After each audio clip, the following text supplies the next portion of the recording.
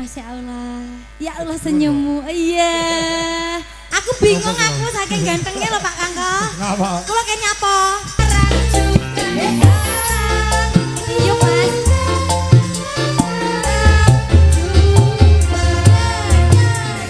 Oke, selamat ulang tahun Mas Adi. Selamat ulang tahun untuk anak lanang Albertus Adi, semoga kedepannya tetap diberikan keselamatan, kesehatan, panjang umur. Nggih, matur nuwun Pak Kangko. Tuhan memberkati ya, Le. Amin. Ayo Mbak Brigel. Ya, ya. Ayo musiknya siap. Nangis sajroning atiku. Nalikan. Ayo Mbak.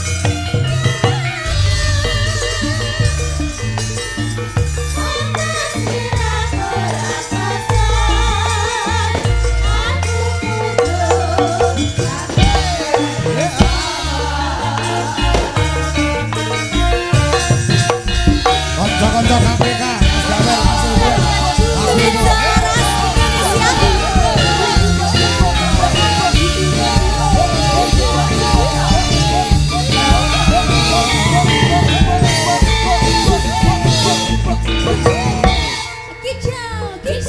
Kicau Maria. Nangis sajroning atiku. Satu tak enteni ganti sabalinmu.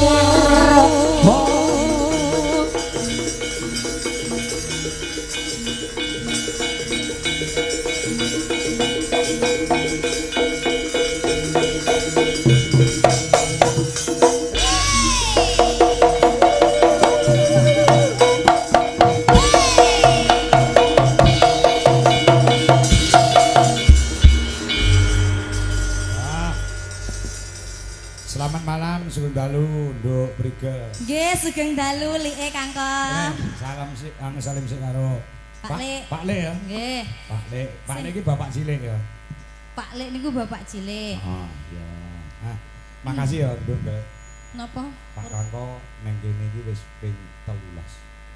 Ping 13. Iya, 13 tahun berturut-turut. Saestu niku. Kowe nek lagi pisan kok. Kula lagi pindho niki. Pindho ya. Nggih. Biyen wis tau rene. Pun tapi senes jenengan. Ulangi. Nggih. Sopo? Sopo ya jaman semono dalang lokal mriki paling jenengan kelarangan pas kuisian. Raimu. Urung-urung kok ya wis ngerek-ngerek. Aku wis dalang murah dhewe sak Kediri lho. Rumangsa kok iso larang iki lho. Ya ora mungkin nek Pak Kangko iki kelarangan khusus neng nggon kene ngesong, ya ngesong Banjarjo. Iki sejarahe ket Mbah Sukron. Awit Mbah Sukron. Nggih. Tekan saiki. Dadi pomo Pak Kangko ning kono-kono larang wis lumrah ngene. Nggih. Mula kowe barang ya ngono. Pripun? Lek neng kono-kono arep pira 8.000 10.000. Nggih. Kene gelem ora gelem 4.000. Loh, wingi janjine ora 4.000 Pak Kangko. Lah pira? Wingi 1.500. Wah, kakean berarti aku. Jenengan kokean berarti. Oh. Jenengan min malian. Ya min malian. Kula padahal 1.500 niku wis budal. Udah sak klosone. Kok sak kelosone piye arep nyapo kok sak kelosone. Pancen nggih Pak Lurah Ngesong Banjarjo menika bolak-balik nanggap awake dhewe nggih to. Ya. Nanggap Dwijo Laras. Ya. Winginane kula campur sarian teng lapangan nggih. Teng lapangan Banjarjo mriki. Nah, sakniki terus wayangan kalian jenengan. Awake dhewe bolak-balik ditanggap karo Pak Lurah, urung mesti awake dhewe iso nanggap Pak Lurah ya Pak Kangko. Oh iya no, ora mungkin. Pak Lurah ra iso dalang kok. Ya Kecuali ditanggap. lek Lurah Minto Darsono lah. Lho jenengan ngenyek. Ya lah ngopo kok Ngenyek. Lah kok dadak Minto Darsono ngono ki nyapa? Lah aku kan nerokne MC-ne kae. Oh, jenengan ra duwe MC ngono kuwi. Kan duwe aku. Oh, apik kono berarti. Iya ben. Iya. Nggih, alhamdulillah. Dadi awakmu rene iki, Gel. Hmm. Awakmu rene iki sing khusus untuk bayar awakmu. Kuwi Pak Lurah. Oh, ngaten. Dadi masyarakat kuwi mbayari urunan nggo bayar Pak Kangko dan grup. Oh, ngaten. Khusus untuk kamu. Malam hari ini yang bayari adalah Sumbangan dari Pak Lurah. Nggih. Oh, Pak alah. Samsuri, kudu mau apane? Pak Samsuri. Heeh, ya. Sing ngapunten napa sing gigike ompong niku? Ngawur. Nggih to, Pak Samsuri senes. Beda. Oh, lak sing wingi campur sari enten mriku niku Pak Lurah kersa tindak panggung niku kersa. Ning iya. ora gelem joget, ora gelem nyanyi. Namung ngeten lho Pak Kangko Piye, teng piye? panggung. Ah, piye? Samare nek sing ngucul. Lah yo, mula men ngerti, men pirsa awakmu men luwih kenal, luwih dekat karo Pak Lurah diaturi tindak panggung. Oh nggih. Ora ketang sak kebiaran. Nggih, Pak Samsuri ngapunten ganggu Nggih. kamardikan panjenengan. Niki dipun aturi tindak panggung kalian Pak Kangko, nggih. Mergo sing nanggap kuwi duruh sing ditanggap. Iya, nggih leres. Oh, support musik Mas, ayo Mas Coro. Monggo Pak Samsuri tindak panggung Pak. Ayo. Ya.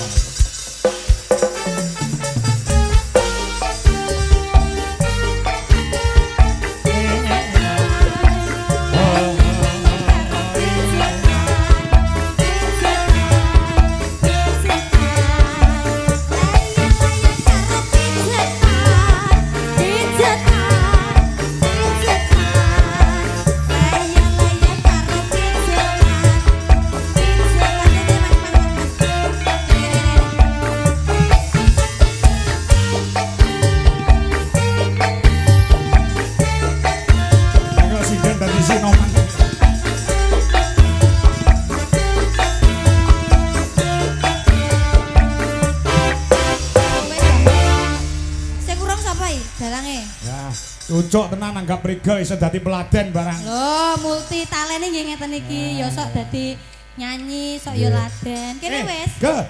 Kilo Pak Lurah. Wah, sampun ta? Malah ngurusi badokan ae. Loh, lah yo iki sing tak maksud.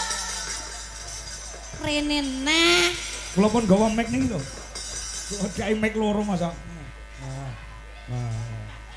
Aku lek bengi iki jenengan mek cekelan manuk. Aku bengi iki pengen jenengan nyanyi utawa joget.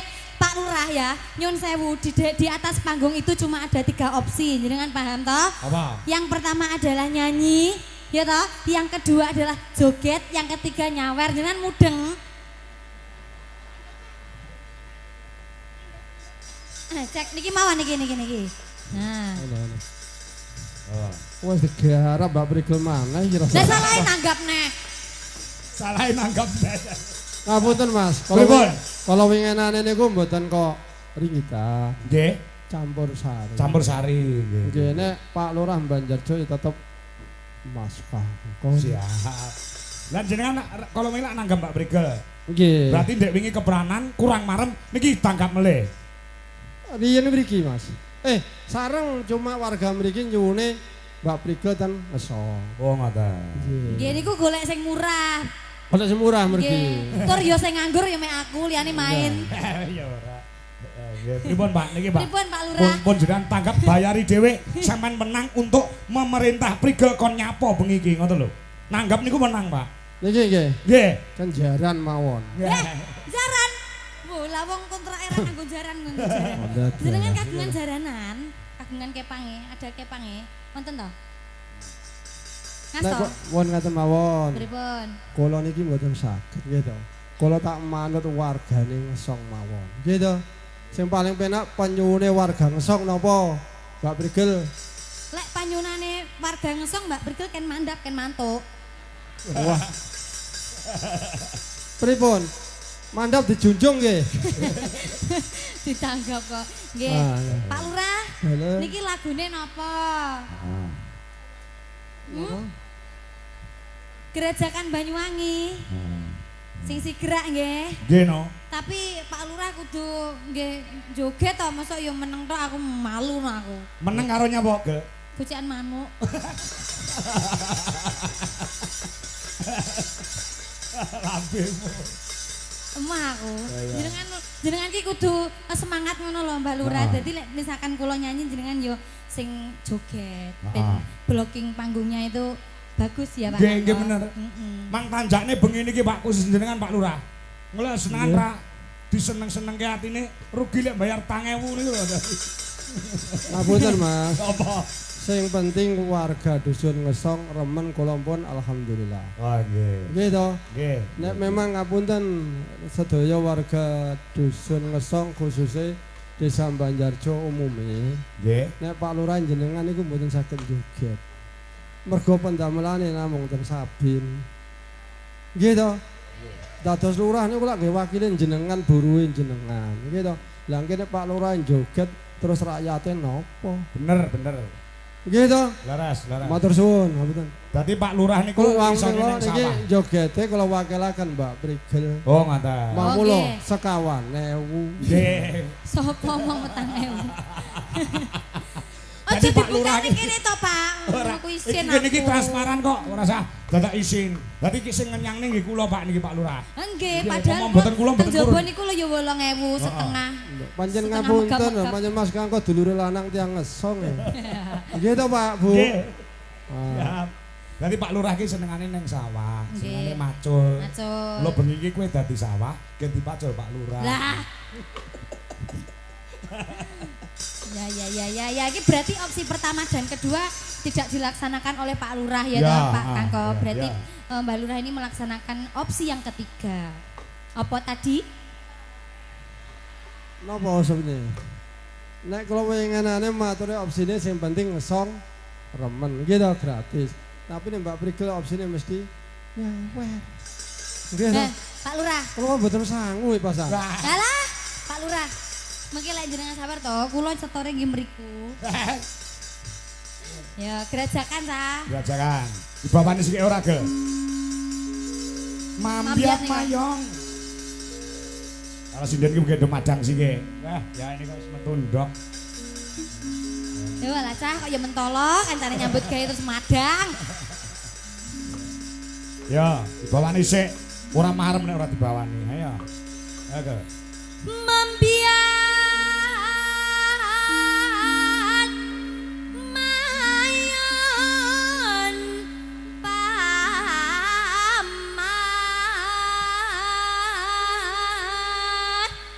Nggo kendang Banyuwangen, Iya. nggo kendang Sepong. Dudut ben ketok rame iki to Pak Kangko.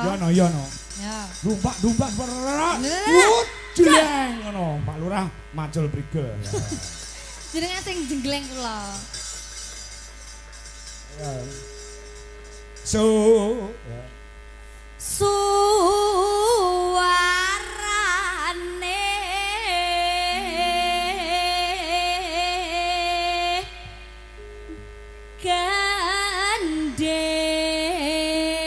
gandeng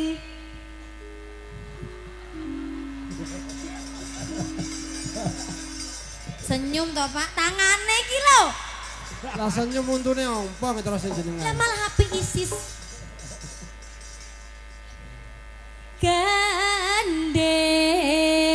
Gandeng belam biangan.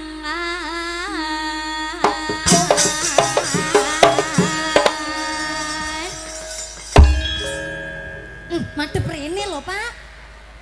Wis tepake brutu barang Pak Lurah tenang e piye iki. Ya.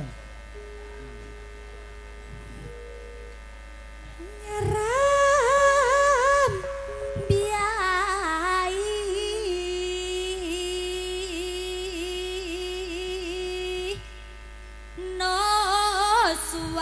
noswan toro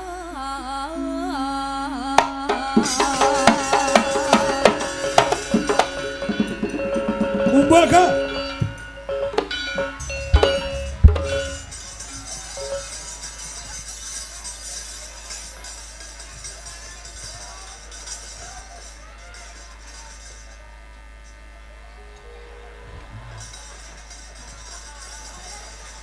Masalahnya anu Gel, ngelek manuke ora dicekel.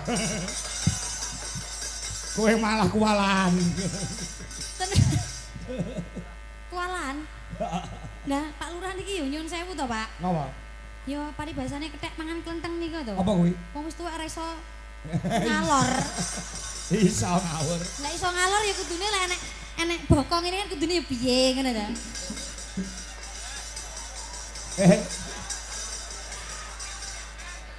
Gak ngerti rahasiane ra? Napa? Pak Lurah meneng ae mergo wedi karo Bu Lurah. Bu Lurah teng mriki. Heeh. Anu Bu Lurah nyun sewu jenengan tumbaske oskadon kedap teng Indomaret mriko nggih. Iya. Pianyu wangi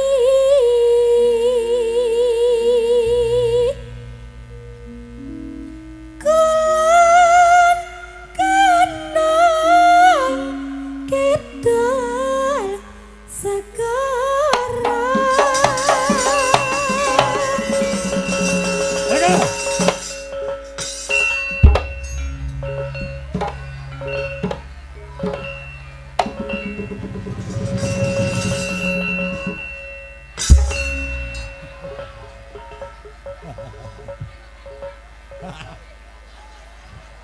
Pak Lurah orang efek belas. Belas.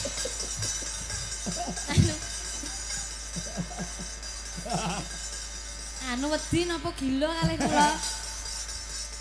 Gila. Mboten. Oh mboten gila. Tak kira lak gila. Los pun mboten apa-apa. Los. Los. Ya lek los yo joget. Tak jumeneng mawon. Pripun nyawer ki urung duwe iki. Mengke lek wis lagune entek. Lorlan kidul alas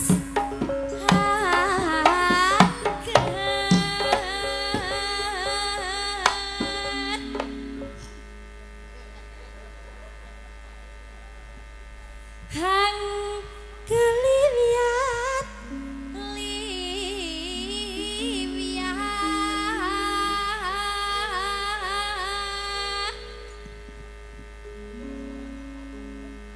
jenengan ajeng nyanyi kok tak maca niku bareng.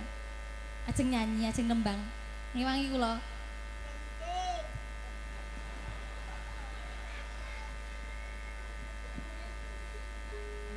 Gregesi, jenengan gregesi ta Mbak Lurah? Oh mboten, sapa omong gregesi mboten. Dicekel ngeten pareng ta? Dicekel ngeten pareng. Los ta? Lho udah los. Heeh. Iki sing wedok ngetek ngono mesti. Kon ndi iki? Belap biangan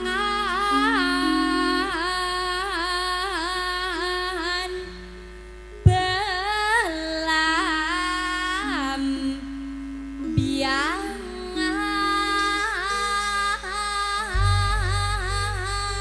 Yuk.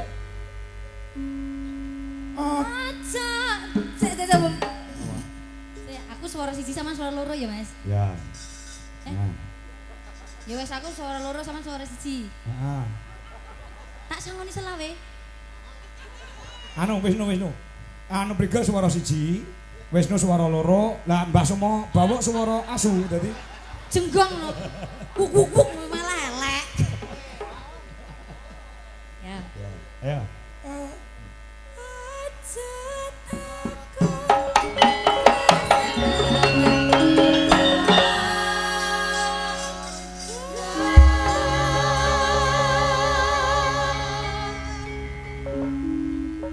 Tanah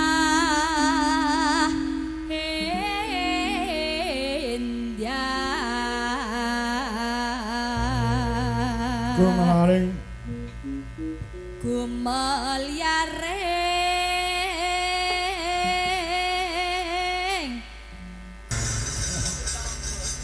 Mpun lho Pak. Mpun rampung lho niki mboten krasa. Mboten krasa nek bareng lho. kula sing gak krasa. Nek gak ngene yo ngene. Sebel aku. Marah aku. Mbak Lurah, pun marem napa dereng? Sampun. Sampun nggih. Mohon warga Ngesong sampun marem. Oh dereng. Kalau manut wargane mawon. Nek dereng berarti tasik malih. Nggih to? Malih. Anu. Yo pantese nggih Pak Lek. Apa piye? Yo piye ngono lho, sak lagu ki biasane lek tekan mahku yo bensin rene yo 250. Kok lek rong lagu yo 500.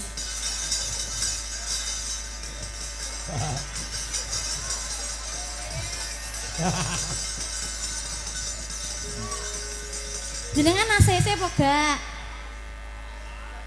Los nggih. Apa mun dikontrak riyen kok nggih to? Ya, nek mun dikontrak kudu kanton nyambut damel. Oke. Lha iki pancen iya kula yo wis lunas dadi rene iki nyaur bau. Nyaur bau. Nggih, wonten nuwun nggih Pak Lurah. Yes, Pak nuwun. Panjenengan sehat selalu. Muga sesuk belajar nayup nggih. Njing belajar joget dadi lek penyanyi-nyanyi ben iso joget. Nggih, Pak nggih. Yes, Pak. Mboten usah repot-repot, isin aku. Malu. Anu mboten usah bayaran kowe sok akeh.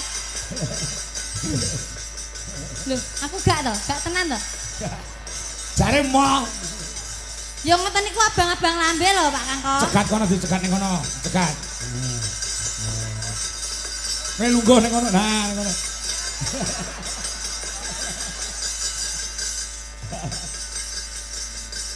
Nah, matur nuwun. Nah, ngono lho ganteng.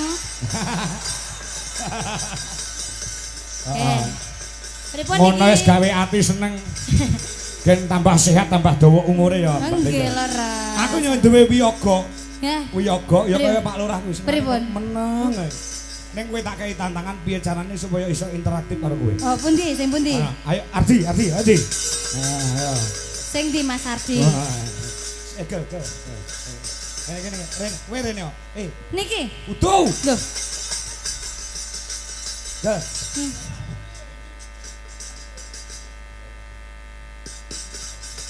Mas Ardi, yo. Mana Mas Ardi? Sing di mi. Yo disupati musik yo. Yo, supati musik. Ayo Ardi, ayo. Yo becah kaya Pak Lurah niku meneng ae ngono. Oh, Idolane ganteng ya, Pak Lurah. mak-mak Indonesia. Ayo, support musik Mas Coro yo. Pak. Mas Ardi. Sing pundi? Ayo golek ngadeg. Alat musik muni ayo. Oh ya.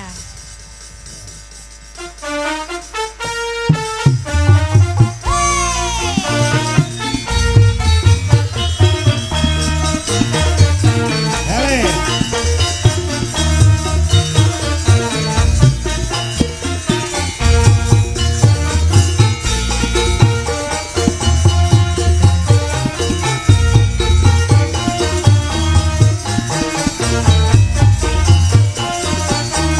Terus.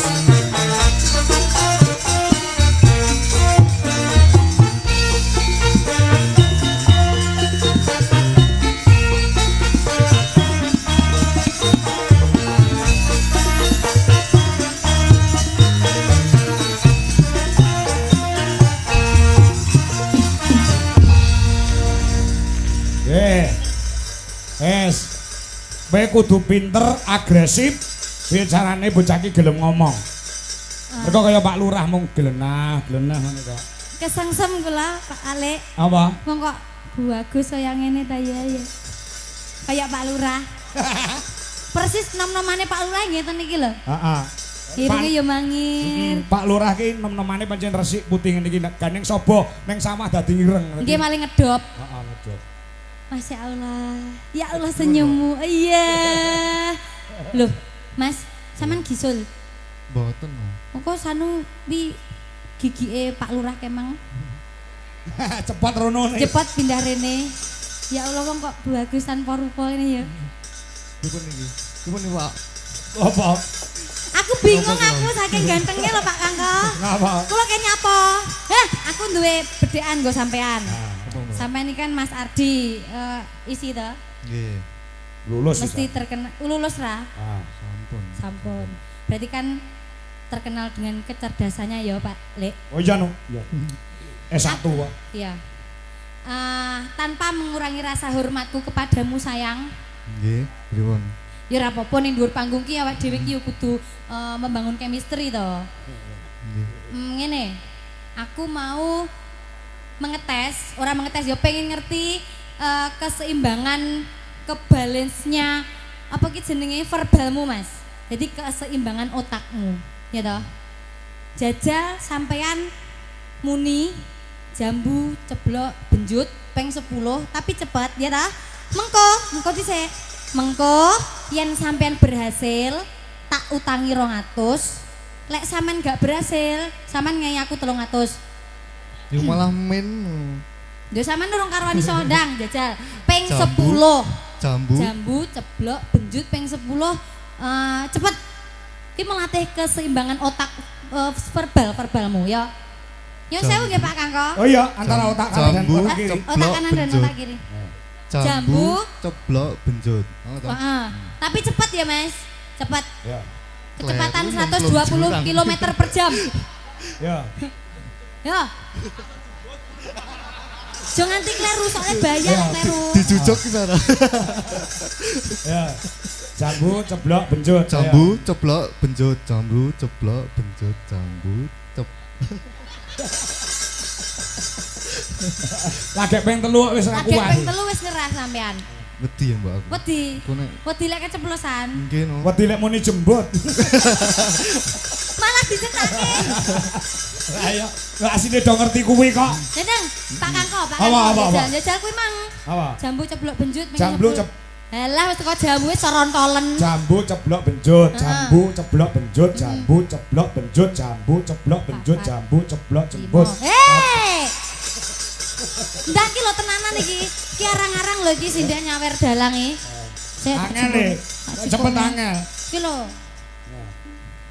200 to, nek aku lek 200 ya. Iya. Sik Mas, rono. Ndang Pak Kangko. Apa? Nek baleni ping 10.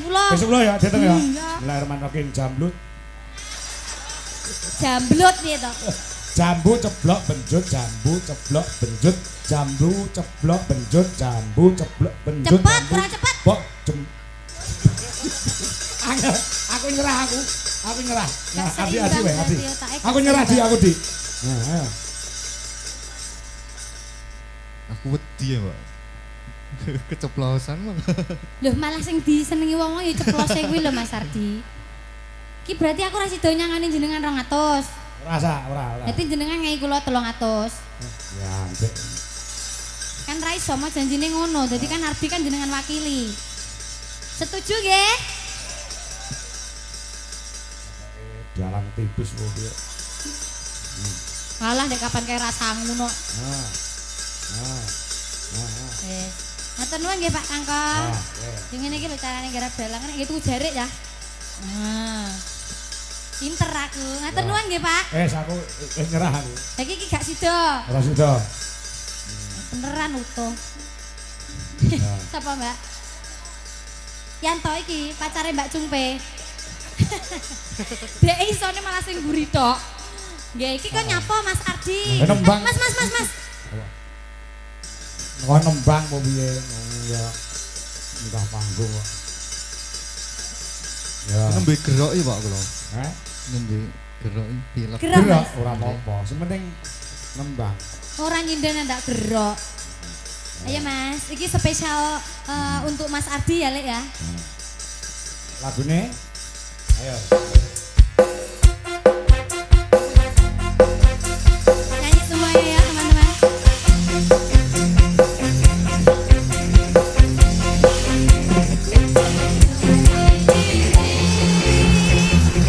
Hari yang kau tunggu.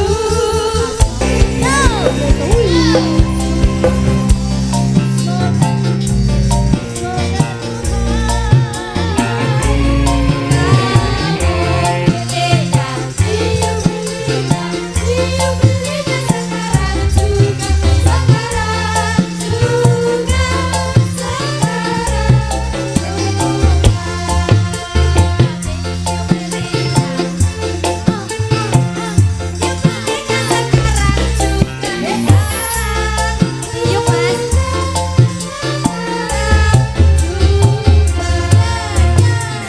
Oke, selamat ulang tahun Mas Ardi. Terima Coba kasih. ucapan dari Pak Kangko. Ulang tahun ke berapa di kan? Yang ke 24. 24.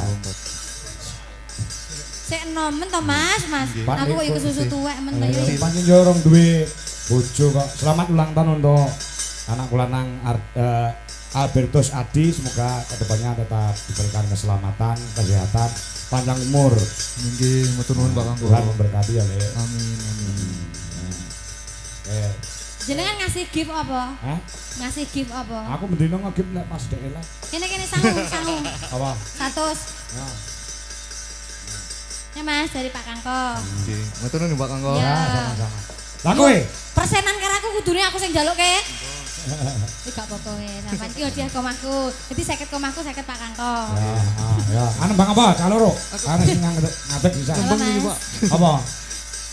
Apa ora karo prigel kok wedi, biasane ora wedi lho karo wong wedok. Dedek Pak. Hah? Dedek Pak. Ndredeg.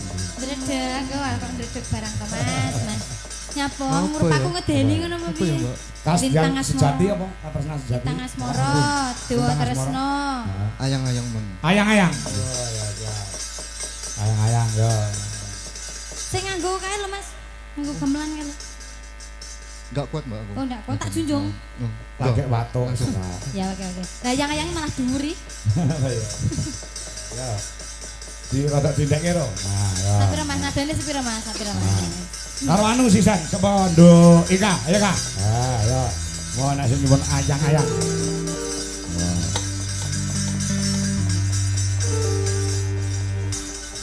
Mas kowe sing tak sayang. Anu dindekne sitok, nek sitok. Duduk nih. Ora iso medun ki kibutmu kayak nang isor ngono lho. Kang Mas kowe sing tak keduren kurang meduk sitok, Mas. Lah yo nyanyi butuh nyaman toh. Ya. Kang Mas kowe sing anu sing balik ke awal Mang Mas. Sing pertama Mang lepas. Ayo jadi banyak yang mau ucapan selamat ulang tahun untuk kamu yang ada di live streaming di Jolaras Indonesia. Apa jenenge penggemar-penggemarmu emak-emak Indonesia yang pada malam ini menyaksikan. Terima kasih untuk ucapan dan doanya. Semoga doa baik kembali baik. Amin, amin pinter ya. Makasih, Kak Bagus. Ya, yo, Mbak Rika generan sik sawetara. Oh iya, sindene dhewe. Nah, sindene dhewe diaturke coba. Sapa? Yono Mamundut Kembang Rawe. Oh iya, Kembang Rawe. Ya. Saka sapa? Saka masyarakat Dusun Ngesong. Saking kula Pak Mesena. Nyuwun lagon Kembang Rawe Pak Kangko. Nggih, siap kula aturaken. Oh, ngono.